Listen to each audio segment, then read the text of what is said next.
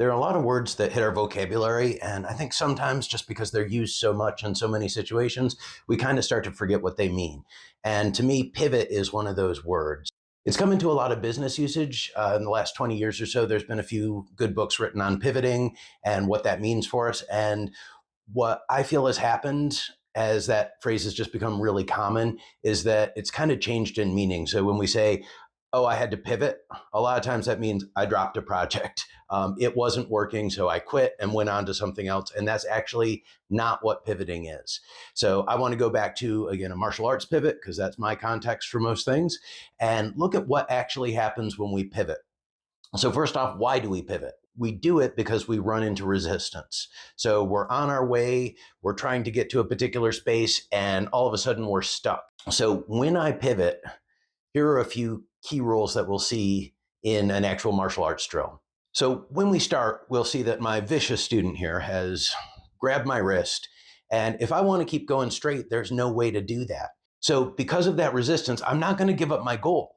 I have to still get that ground. So I'm going to keep my ground. When I pivot, look at my base foot. It doesn't go backwards. In fact, my whole body actually moves through the pivot in the direction I wanted to go. I'm actually just barely moving around it, staying as close to my goal as possible. I don't even want to take a big sweep with my foot. This pivot goes on an almost straight line. It just moves off track slightly so that the other person can go past. I don't give up.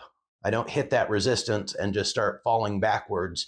I actually keep moving in the direction I wanted to move. And that's critical in martial arts.